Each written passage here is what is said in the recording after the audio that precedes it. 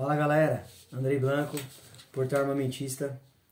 Hoje eu tô aqui para comentar um caso com vocês, um caso bem interessante de ser comentado.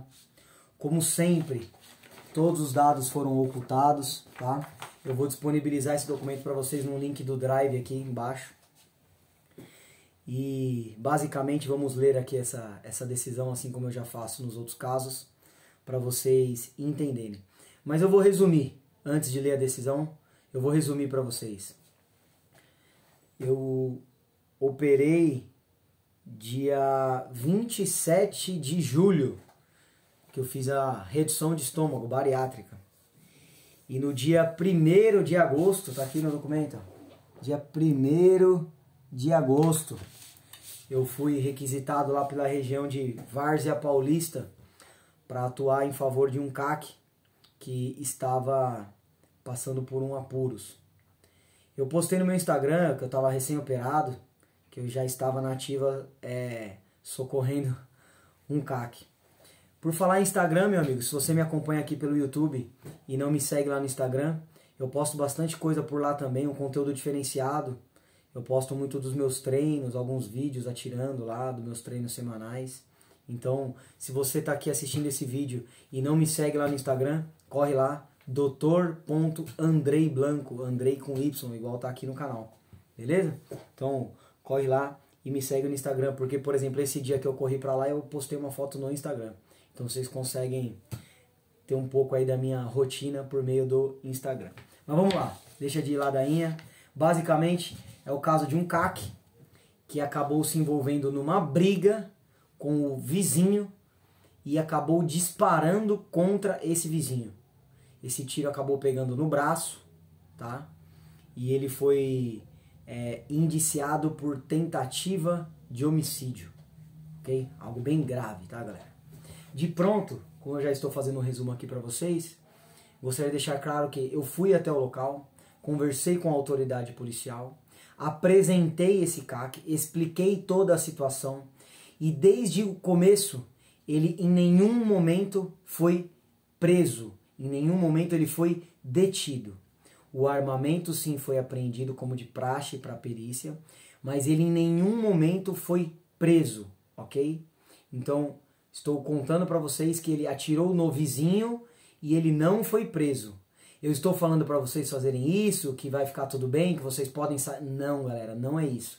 Só estou falando isso, deixando isso muito claro para essas pessoas que ficam assim, porque se eu matar um ladrão, eu vou preso por tentativa de homicídio, por qualquer coisa de for, por disparo de arma de fogo, por porte ilegal de arma. E só para vocês verem que não é exatamente assim que funciona.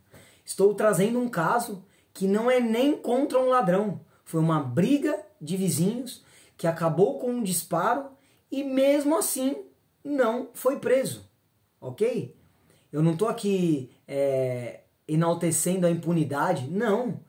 É porque a lei foi cumprida, só isso, tá bom? Então, ele não preencheu os requisitos da prisão, ele se apresentou com o advogado, explicou toda a história, era uma história convincente, por isso ele já de pronto não foi preso.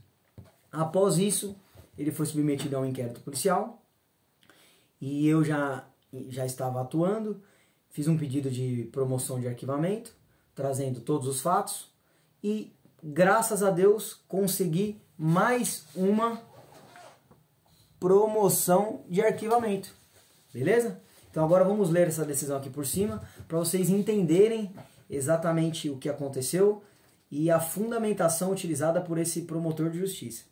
Como eu brinco nos outros vídeos, 2 palavras para esse promotor: parabéns, meu amigo. Vamos lá. Trata-se de inquérito policial instaurado para apurar a prática de delito de tentativa de homicídio, ocorrido no dia 1º de agosto de 2021 por volta das 17 horas, na rua tal nessa cidade. Segundo apurado na data dos fatos, a polícia militar foi acionada para comparecer na UPA dessa cidade, a fim de verificar um indivíduo que havia dado entrada no pronto atendimento, ferido por disparo de arma de fogo.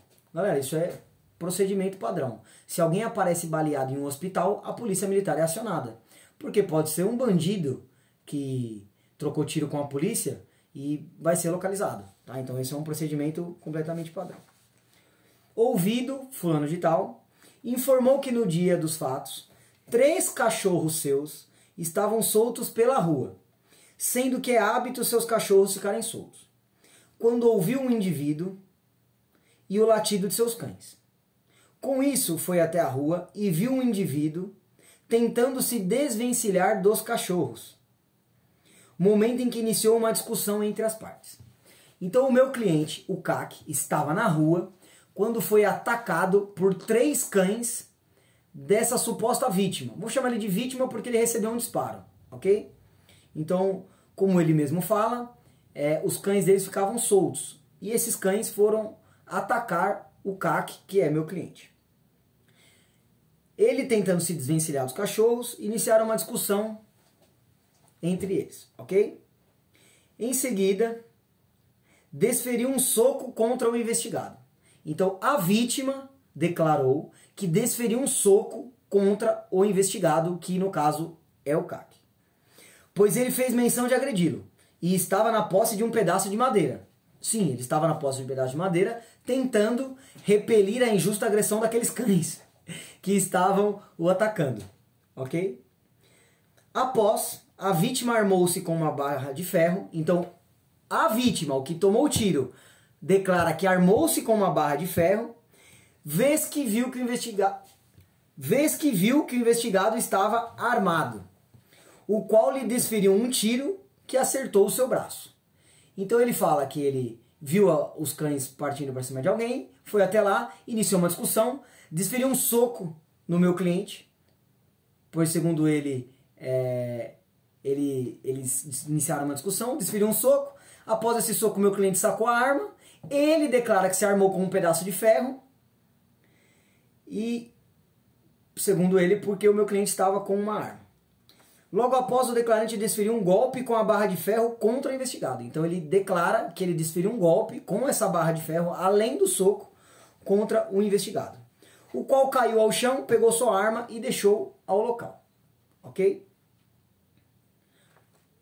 Ouvido, fulano de tal, que no caso é o CAC, meu cliente, informou que ao sair de sua residência rumo ao clube de tiro, foi surpreendido por diversos cachorros, aproximadamente 8, que avançaram tentando mordê-lo. Com isso, tentou afastar os cães para evitar que fosse mordido. Momento em que surgiu o dono dos cães, conhecido como tal, seu vizinho, o qual estava empunhando um cano de ferro e se aproximou e atingiu o declarante com um golpe na testa. Esclareceu que estava armado porque estava indo para o clube de tiro. Então ele estava indo para o clube de tiro a pé, como a lei permite. Os cachorros o atacaram e ele, com um pedaço de pau, tentou afastar aqueles cães, iniciou uma discussão. O dono dos cães não gostou daquela situação, desferiu um soco. Após isso, um pedaço de ferro, com um pedaço de ferro, atingiu a cabeça do meu cliente, e o meu cliente acertou um disparo no braço desse agressor, que aqui constou como vítima. Diante da situação, efetuou um disparo para repelir a injusta agressão, pois era o único meio disponível que tinha em sua posse. Além disso, o investigado apresentou sua arma, bem como toda a documentação pertinente, certificado de registro e autorização para tráfico de produtos controlados, porte de trânsito, emitida pelo Exército Brasileiro. A arma do investigado foi devidamente periciada, conforme o laudo pericial de folhas tal. Contudo, observou-se que o investigado também passou por exame de corpo de delito, do qual não foram constatadas lesões de interesse médico. Contudo, observou-se que o investigado possuía edema traumático na face lateral do antebraço direito, ferimento superficial parcial cicatrizado na fronte, escoriações discretas no dorso da mão direita e contusão no ombro. Então, ficou provado que ele também sofreu algumas lesões, então é óbvio que ele foi sim agredido. Por fim, juntou-se os autos relatórios da investigação. É a síntese do necessário. É o caso de arquivamento desses autos, pelas razões a seguir expostas. Em que pese o laudo pericial realizado pela vítima ter apontado a necessidade de laudo complementar, o qual ainda não foi juntado aos autos, não foram obtidas provas suficientes a ensejar a propositura da ação penal. Isso porque é notório que na época dos fatos havia uma contenda entre as partes. Porém, o que se tem são versões conflitantes, não havendo como atribuir mais valor à palavra de uma ou de outra parte, tendo em vista que não há elemento para tanto. Além disso, é notório que se tratam de agressões mútuas, bem como não restam comprovados que o investigado agiu com animus necandi, em latim. Ao que tudo indica, o investigado tinha o intuito de evitar ser lesionado, seja pelos cães da vítima, seja pela própria vítima. Ou seja, galera, agiu em legítima defesa. Portanto, não havendo justa causa para a propositura de ação penal e inexistindo outras diligências a serem realizadas, o arquivamento do feito. Então, galera, um caso nítido de legítima defesa. Como está presente a legítima defesa, como ficou claro, como dito pelo promotor de justiça, que ele apenas estava tentando se defender, o promotor de justiça entende que não há nem por que existir um processo. Beleza?